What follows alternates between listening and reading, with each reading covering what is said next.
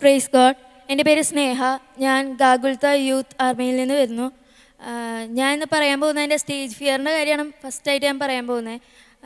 അതായത് ദൈവം എനിക്ക് തന്ന ഏറ്റവും വലിയൊരു അനുഗ്രഹമായിട്ട് ഞാൻ കാണുന്നൊരു കാര്യമാണ് സ്റ്റേജ് ഫിയർ.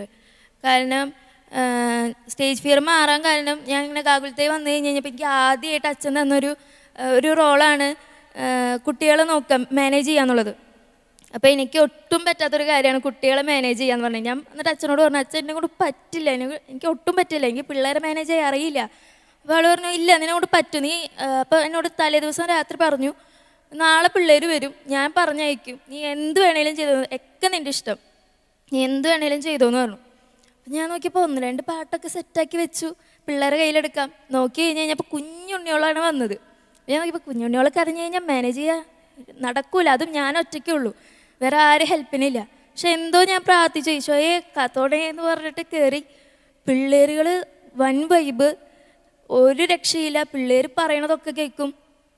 പള്ളിയിൽ പോകണം അങ്ങനെ ഓരോരോ ടിപ്പൊക്കെ ആയിട്ട് പറഞ്ഞപ്പോൾ പിള്ളേരൊക്കെ കേട്ടു. അപ്പോൾ ഞാൻ നോക്കിയപ്പോൾ എന്നെ കൊണ്ട് നടക്കുന്നുണ്ട്. അത് കഴിഞ്ഞ് അച്ഛൻ വന്നിട്ട് ആയാലും പറഞ്ഞു, അത്രയും നേരം ധ്യാനത്തിന് വന്നപ്പോൾ ബഹളം വെച്ചിരുന്ന പിള്ളേരാ, പക്ഷെ എൻ്റെ അടുത്ത് വന്നു കഴിഞ്ഞപ്പോൾ കാമായി ക്വൈറ്റായി പറയുന്ന ഡാൻസൊക്കെ കളിക്കുന്നു, എങ്ങനെ നിൽക്കണേന്നൊക്കെ ചോദിച്ചു. അപ്പോൾ ഞാൻ കൊള്ളാലേ, അപ്പം എന്നെ കൊണ്ട് പറ്റും, അപ്പോൾ ഈശോ ഇപ്പം എൻ്റെ കൂടെ ഉണ്ട്. അപ്പോൾ ഞാൻ നോക്കിയപ്പോൾ ഈശോയെ നന്ദി, എന്തേലും ആവട്ടെ, അച്ഛൻ്റെ നിന്നൊരു ഇത് കിട്ടിയില്ല, ആദ്യമായിട്ട് തന്നൊരു റോള് നന്നായിട്ട് ചെയ്യാൻ പറ്റി. അതുപോലെ തന്നെ മൈക്ക് ഇങ്ങനെയൊന്നും എനിക്ക് പിടിക്കാൻ പോലും പറ്റാത്ത ഒരാളാണ്. കാരണം വിറച്ചിട്ട് ആ അറ്റത്തുള്ള ആൾക്കാരുകൾക്ക് ഒരു മനസ്സിലാവും നല്ല പേടിയായിട്ട് കൈ വിറയ്ക്കുന്ന കാര്യം. അപ്പോൾ അതൊക്കെ നല്ല രീതിയിൽ മാറി. ഇപ്പോൾ ചിലരിപ്പോൾ വിചാരിക്കും, ഇതുവരെ പേടിച്ചിരിക്കുന്ന കാണുമ്പോൾ വിചാരിക്കും അവളെ കൊണ്ട് നടക്കൂല എന്ന് വിചാരിച്ചാലും ഇല്ല, എന്നോട് നടക്കും എന്നുള്ളൊരു ഇതിൽ എനിക്കൊരു കോൺഫിഡൻസ് കിട്ടാനൊരു കാരണം അങ്ങനെ ഗാഗുൽത്തയിൽ ഇങ്ങനെ യൂത്ത് മിനിസ്ട്രിയിലൊക്കെ വന്നപ്പോഴാണ്. അതുപോലെ എനിക്ക് പറയാനുള്ള വേറൊരു സാക്ഷിയാണ്, എനിക്ക് എല്ലാവരുടെ ലൈഫിൽ പ്രശ്നങ്ങളുണ്ടാവും. എനിക്ക് പ്രശ്നങ്ങൾ മെയിനായിട്ട് വരുന്ന ഒരു ടൈമാണ് എൻ്റെ എക്സാം ടൈം. എല്ലാ ബോർഡ് എക്സാമിനും എനിക്ക് എന്തെങ്കിലും പ്രശ്നമായിരിക്കും.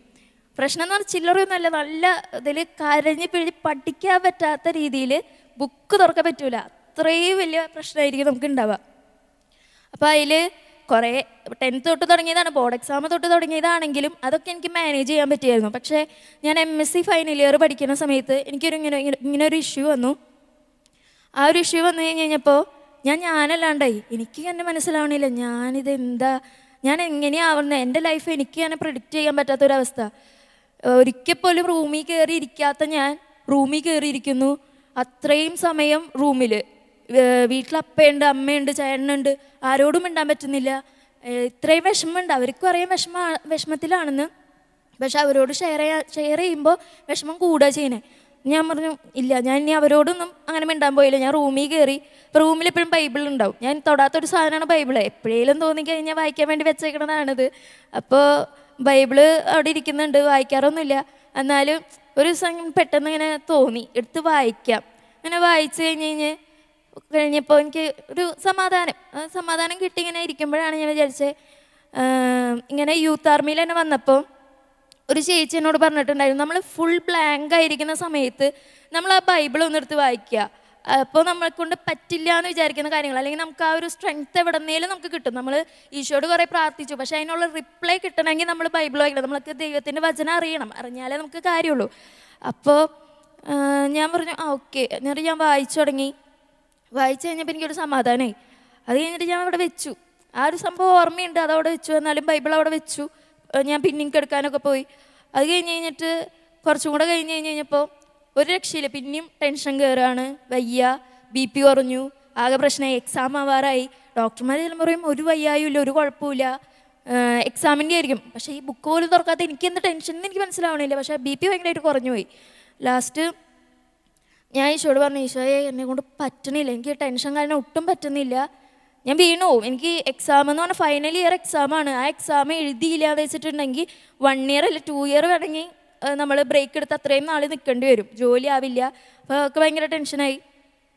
ഞാൻ ഈശോയോട് പറഞ്ഞു, ഈശോ ഇപ്പം എന്നോട് സഹിക്കാൻ പറ്റണില്ല, എനിക്കറിയാം എനിക്ക് സഹിക്കാൻ പറ്റണ ഒരു സാധനം തരുള്ളൂ, എനിക്ക് സഹിക്കാൻ പറ്റുന്ന തരുള്ളൂ എന്ന് എനിക്ക് നല്ല ഉറപ്പുണ്ട്.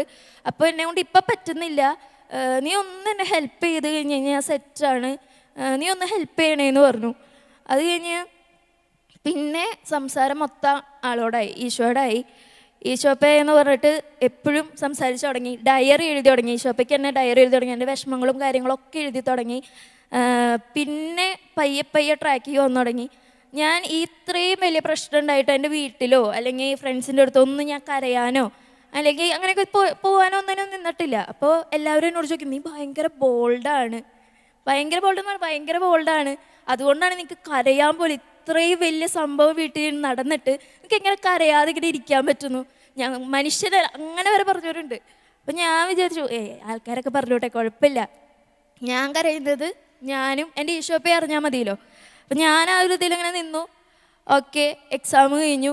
എക്സാമിനൊക്കെ പാരസെറ്റമോൾ കഴിച്ചിട്ടാണ് പോയത്, അത് വേറെ കാര്യം. എക്സാം എഴുതണമെങ്കിൽ നമുക്ക് വേറെ വഴിയില്ലാത്തതുകൊണ്ട് പാരസെറ്റമോൾ കഴിക്കും, എക്സാം എഴുതും, കഴിഞ്ഞ് വരുമ്പോഴേക്കും വയ്യാണ്ടാവും, തല കറങ്ങും, വീട്ടിൽ പോവും, പിന്നെയും ബൈബിൾ വായിക്കും. നമുക്ക് പഠിക്കാനൊന്നും അധികം നേരം പറ്റില്ല, ഒരു അരമണിക്കൂർ മാക്സിമം, അത് കഴിയുമ്പോഴത്തേനും നമുക്ക് പറ്റാണ്ടാവും. അപ്പോൾ ബൈബിൾ വായിക്കും. അങ്ങനെ ഗ്യാപ്പ് എടുത്തിട്ടാണ് പഠിച്ചതൊക്കെ. അങ്ങനെ പ്രൊജക്റ്റ് വർക്കാണെങ്കിലും വൈവേ ആണെങ്കിലും എല്ലാം തീർന്നു. വീട്ടിൽ വന്നു ഞാൻ അമ്മോട് പറഞ്ഞു, പാസ്സാവില്ലമ്മ, പാസ്സാവില്ല, ഒരു വഴിക്കും പാസ്സാവാൻ വഴിയില്ല. ആകെ കൂടി 2 ക്വസ്റ്റ്യൻ പഠിച്ചു വെച്ചു, വായിച്ചു വെച്ച എല്ലാ സാധനത്തിലും അതന്നെ എഴുതി വെച്ചു. എന്ന് പറഞ്ഞാൽ അറിയാം, ക്ലാസ് കേട്ടിട്ടുള്ള കാര്യങ്ങൾ അറിയാം, എന്നാലും അത്രയും പ്രിപ്പയർഡ് അല്ലായിരുന്നു സത്യത്തിൽ. എക്സാമിന് വേണ്ടിയിട്ട് മുന്നേ പ്രിപ്പയർ ചെയ്യുന്ന പോലെ പ്രിപ്പയർ അല്ലായിരുന്നു. അപ്പം ഞാൻ വിചാരിച്ചു എക്സാം പൊട്ടാൻ നല്ല ചാൻസ് ഉണ്ട്. പക്ഷേ എനിക്ക് നല്ല ഉറപ്പുണ്ട്, എൻ്റെ വീട്ടുകാരൻ ചീത്ത പറയില്ല എന്ന് എനിക്ക് നല്ല ഉറപ്പായിരുന്നു പൊട്ടിക്കഴിഞ്ഞാലും. അപ്പോൾ ഫെയിലാവുമെന്നൊക്കെ വിചാരിച്ച് ഞാനിങ്ങനെ നിൽക്കുകയാണ്. അപ്പോൾ ആ ഒരു സമയത്ത് പെട്ടെന്ന് റിസൾട്ട് വരും, ഞങ്ങൾക്കൊക്കെ 1 മാസത്തിനുള്ളിൽ റിസൾട്ട് വരും. റിസൾട്ട് വന്ന് നോക്കിയപ്പോൾ A ഗ്രേഡ്. അപ്പോൾ ഞാൻ A ഗ്രേഡോ? അപ്പോൾ എല്ലാവരും എന്നോട് പറഞ്ഞു, നിനക്ക് അങ്ങനെ കിട്ടാൻ വഴിയില്ലല്ലോ. അപ്പോൾ പറഞ്ഞു, ഞാൻ സംഭവം ശരിയാണ്, ഞാൻ പഠിച്ചത് കുറച്ച് നേരമായിരിക്കും, പക്ഷേ ആ പഠിച്ചത് ഞാൻ ആ ഹാഫ് ആൻ അവർ ഇരുന്ന് പഠിച്ചത് കറക്റ്റ് എക്സാം ഓറിയൻറ്റഡ് ആയിട്ടായിരുന്നു. അപ്പോൾ എനിക്ക് ഒരിക്കലും എൻ്റെ ജീവിതത്തിൽ എനിക്ക് ആ ഒരു വിഷമം ഒരിക്കലും മറക്കാൻ പറ്റില്ല. അതുപോലെ തന്നെ ഈ ഒരു വിജയമാണെങ്കിലും എനിക്ക് ഒരിക്കലും മറക്കാൻ പറ്റാത്തൊരു വിജയമാണ് ഈശോ എനിക്ക് തന്നത്. അപ്പോൾ എത്ര വേദന നമ്മൾ സഹിക്കുന്നുണ്ടോ, എത്ര നമുക്ക് സഹനം ഈശോ തരുന്നുണ്ടോ, അത് നമുക്ക് സഹിക്കാൻ പറ്റുന്നതായിരിക്കും. അതുപോലെ തന്നെ അതിൻ്റെ അപ്പുറത്ത് നമുക്ക് അതിനേക്കാളും വലിയൊരു അനുഗ്രഹം നമുക്ക് തരുന്നു മനസ്സിലായി. ഈശോ നന്ദി, ഈശോ. എൻ്റെ ജീവിതത്തിൽ എന്തുകൊണ്ടാണ് ഇങ്ങനെയൊക്കെ സംഭവിക്കുന്നത്? നമ്മൾ പലപ്പോഴും ചോദിച്ചു പോകുന്ന ഒരു ചോദ്യമാണ്. ജീവിതത്തിലുണ്ടാകുന്ന പ്രയാസങ്ങളും വേദനകളും ഒരുപക്ഷെ ഒരു മനുഷ്യൻ്റെ ജീവിതത്തെ തന്നെ വേദനയിൽ ആഴ്ത്തുന്നുണ്ടാവും.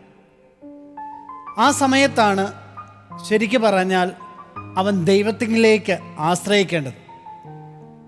പക്ഷേ പലപ്പോഴും സംഭവിക്കുക, ആ കാര്യങ്ങൾ പറഞ്ഞായിരിക്കും ദൈവത്തിൽ നിന്ന് അകലാനുള്ള കാരണങ്ങൾ കണ്ടെത്തുന്നത്. നമ്മൾ ഈ നിമിഷം പ്രാർത്ഥിക്കുകയാണ്.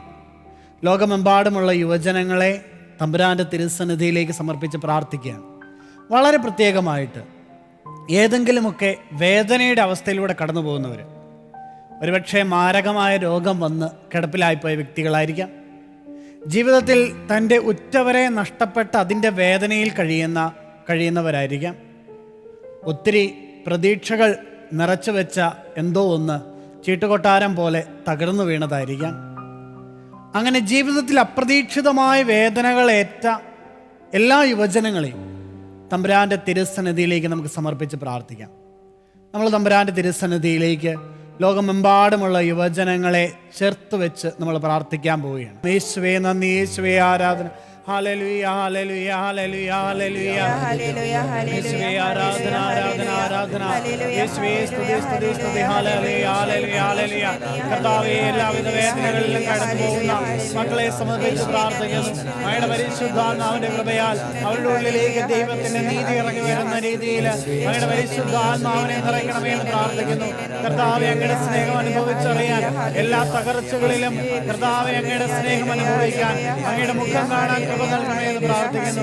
യേശുവേ ആരാധന, ആരാധന, ആരാധന, ആരാധന, hallelujah, hallelujah, hallelujah, hallelujah, hallelujah, hallelujah, യേശുവേ ആരാധന, ആരാധന, ആരാധന, ആരാധന, യേശുവേ സ്തുതി, സ്തുതി.